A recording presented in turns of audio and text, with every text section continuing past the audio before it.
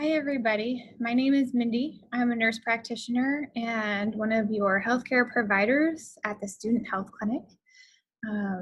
For De-Stress Fest, welcome to De-Stress Fest. I have prepared 3 presentations. This one is number 2, and I've titled it Unfamiliar. It's recognizing the strangeness of our circumstances and the different feelings that we may be having. So my computer's been a little bit funny. Give me a second to find my screen. Okay, there we go. Unfamiliar, recognizing the strangeness of our circumstances and the feelings, the unfamiliar feelings you might be having. Okay. And sometimes it's a little bit slow getting started. There we go. So starting off, confusion.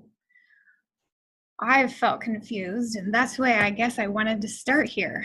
It didn't take very long to realize that no one has a good grasp on the entirety of this situation, or at least it sure doesn't seem so. Not only does information come at us rapidly, it changes rapidly. It changes every day, and it causes conflict of feelings and thoughts. And it makes our feelings and thoughts change frequently because we're not sure what to believe and maybe what's causing the different feelings that we might be having. I realize that my feelings change frequently and sometimes unpredictably, and I'm not exactly sure why, what's causing it, what's wrong. Is it something legitimate? Is it something that I made up? Is it something that I saw on the news? Is it a task that I'm asked to do? Is it a meeting that's coming up? Is it the fact that I'm new to Zoom and learning the technology and my kids can do it better than me? I don't know, but I found myself confused. So what do we do about this chaos? Because honestly, that's a lot of how it feels is chaos. How do we break it down into pieces that are manageable for our brain and our feelings to process? First of all, I think recognizing that we're under a pretty tremendous stress, even if it's a stressor that we can't really put a name on, we don't have control. We don't have as much control. Not that we ever have complete control, but we often feel like we do. And we feel we have a sense of safety, we have a sense of purpose, we have a sense of direction, and now a lot of us don't. There's a lack of control. So signs of stress that are, when you reflect on your behavior or those that you're around, you live with, things don't seem quite right. These are signs of stress: agitation, hopelessness, self-neglect, like you don't feel like getting up and taking care of yourself, personality change, somebody that's usually pretty bubbly just isn't themselves, withdrawn. Now these are signs of a lot of other things, but they are for sure a sign of distress. So it's not just stress, but depression and other mental health problems as well. So if you notice yourself or somebody else close to you having one of these signs, it's time to reach out for help, or at least evaluate your circumstances and what's going on and to see if you might need help. Realizing that there is stress in every day, confusion, we're not sure what's going on. I think being kind to yourself is essential. We are living in unprecedented times. Nobody has experienced this before. It is a form of trauma. How we process this is different than how we processed other things. We each individually process it different. We might process it differently yesterday, today, and tomorrow. You may feel numb, fearful, confused, ambivalent, sometimes depressed. You might not be sure what you're feeling. Give yourself room to move through these range of emotions and acknowledge that it's not a straightforward path. So I've realized some days I'm not quite myself. I sit and think about it, try to figure out why. Might come up with a reason or two, I might not. And the next day I do fine. So I feel like things are moving along and I should be fine. There's nothing to, I'm doing well, I'm processing. And then out of nowhere, maybe some anxiety hits. And it seems like this last 2 months, those feelings have caught me off guard more than say they normally would, because I'm like, where are they coming from? So give yourself room to move through these feelings and thoughts, and the freedom to have them and talk about them and reach out for help if need to, because it's different and new, and we don't have research or data that shows us how to deal with this, or gives us experiences to rely on. I think it's especially important that you be kind to yourself and others, because it is a journey and a process. Stay connected. This is maybe both easy and hard at the same time, because we have these screens that are always in our way. But we are not able to physically be close like we're used to, and that's what humans are made for. We are made to be in community. That is our nature, is to want to be around people. Even for people that are maybe introverts like myself, I'm pretty happy being alone by myself a lot of the time. And some days all I need or want is at least to be near somebody else. So do what you can. Speak regularly with friends, family, coworkers, people that refresh you and invigorate you, inspire you. It's tempting to sit and wait for a phone call for somebody else to reach out. If it's within your capacity, do it. Be the first and reach out to them, because your friend or your family member might be in the same, or a good chance they're actually in the same situation that you are.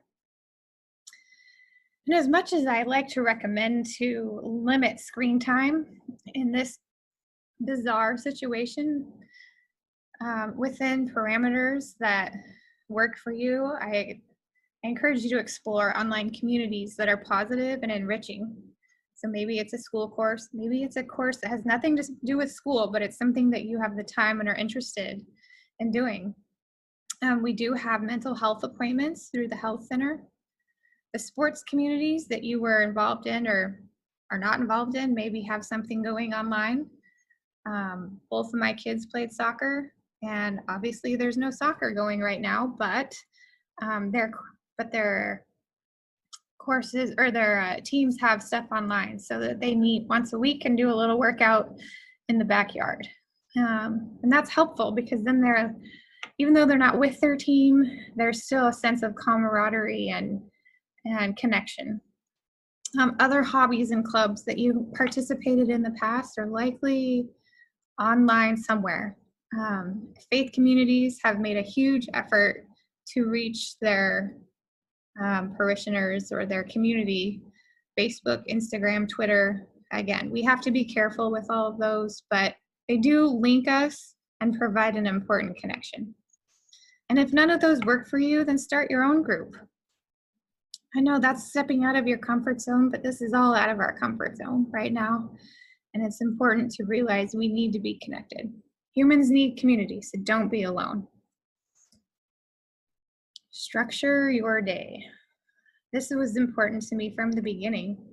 And I made lists and schedules, and I realized that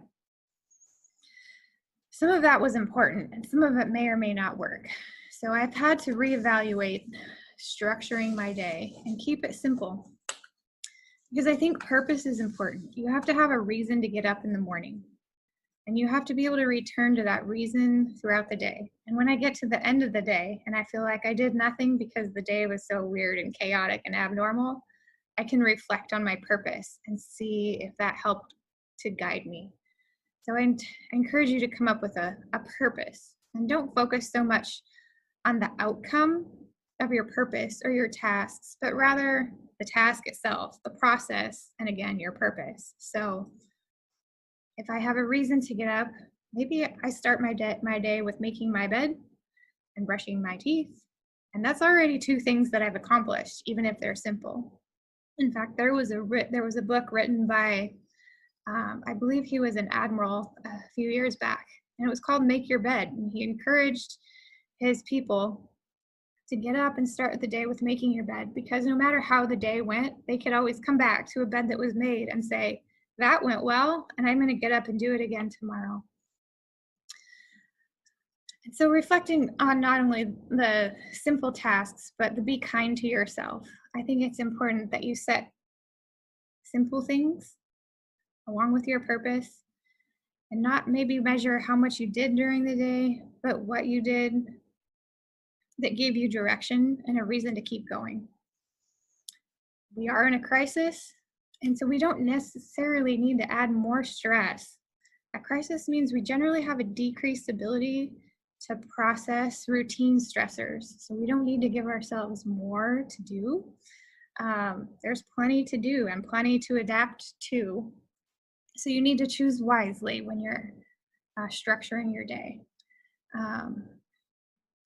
But find reasons that help you get up in the morning, that give you meaning, that can be a welcome distraction to the things you have to do, like sitting in front of a screen all day for class or work or whatever that may be. It's having a purpose, and some simple tasks will give you a distraction and a motivation, I hope. So in that structure, I hope that you can create routine. And I broke this down into 2 categories because I think there's different ways to provide structure for your day. Like I said, task versus purpose, or task versus goals.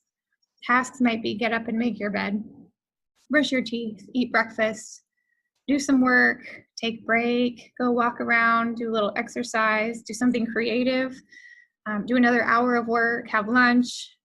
It's a way you can look back and accomplish things. But then there's also goals. So devotions or meditation, an affirmation, something that's positive and encourages you every day. Exercise, that one to me, like I've said before, is big. I need to exercise every day. I make my kids exercise every day. And sometimes that's a lot. Sometimes it's just trying to get in steps and get outside and get fresh air. Chores. I go crazy if my house is a disaster, and I've had to let some of that go while we're all home, living in a mess and creating a mess. But again, that's kind of more of a task, but it helps me set goals for the week that keep me happier when the floors are vacuumed or the bathrooms are cleaned. Creativity. I think in times of, I know, in times of stress, being creative, having an outlet is important. So whether you play an instrument, you like to sing, you like to draw, you like to make bracelets, you like to paint, you can color the sidewalk with chalk, you can design a computer program, whatever it is that inspires you, but is also maybe a brainless outlet that is another place to direct your mental energy and stress. It's not dwelling on the current stress. I think creativity is very important. There was a time period in my life when my husband was very sick, and I was very busy managing work and my kids and also living in a hospital. And I found that I just got some simple things to color and make, and I sat in the hospital, and I think I've since thrown all of that stuff I did away. It wasn't for any purpose other than for my hands to have something to do while my brain relaxed. So during crisis, being creative is important. Obviously, another goal is work and school for the day, because that's still a necessity. We can't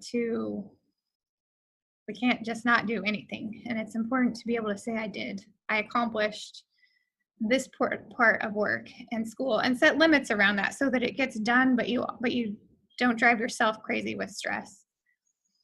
And I think the last thing is be helpful. As much as our situation might be dire or hard, if you help somebody else, there's always somebody else that needs more. So finding that helps you by helping somebody else. Can be simple, whether it's helping grandma across the street. Grandma's probably not out right now because she's inside being safe. Um, Helping somebody get something at the grocery store because they can't go, or delivering cookies or a meal, or helping somebody move something at their house that they can't otherwise lift. Find a small way to be helpful. Stress management. Now, I hope that everything I've discussed helps with your stress management. We need purpose, and some of us need help being motivated. But acute and chronic stress are not only mentally exhausting, they also cause physical manifestations. So acute and chronic stress are loneliness and using the technology we don't have, maybe not having money to buy food. There's a lot of things that can cause acute and chronic stress. A lack of safety, a lack of someplace to lay your head at night. There's a lot of stress going on in this awful time. Not having health insurance, so if you get COVID-19, what are you going to do? Those things make us sick. They increase inflammation. They increase blood sugar. They increase our blood pressure. They decrease our immune system's ability to fight off infection. So if you're having trouble dealing with your stress, let's say you've tried some of the things I've already suggested, or maybe those aren't options for you. Go back to basics. Drink water, sleep, try to eat a balanced diet if you have the resources to, exercise, move daily, connect with people. If this is not working for you, please call us. Call the health center. We can help find resources that match your situation, whether it's food pantry or direct you towards health insurance or setting you up with a mental health appointment. We can't solve all the world's problems, but we can likely help. So please call us. That leads into help. Seek help when needed. If you're at the end of your rope, you don't have the answers to the questions that you need, you don't have the resources available, please call us. There are resources available. There is help available. The Student Health Center is open. We have medical and mental health services available via phone and Zoom. The campus is closed. We are not on campus, but we are open for consults, and we'll help as much as we can. Call us. Phone number is on the screen, 909-274-4400. We are also online, so if you go to the Mount SAC website, we do have links in there, and you can learn about what we offer at the health center, but don't hesitate to give us a call. So just as a reminder, be kind to yourself and others. No day is going to be perfect. Some days are better than others, but I hope that you feel like you can get up and do it again tomorrow with purpose. I know that's easier said than done. Give yourself a lot of room to be wrong. Forgive yourself. Change your mind and your feelings and reevaluate and try again tomorrow. Everything's changing every day, many times, a lot of times a day. And it's only fair that we allow ourselves that and allow the same for others.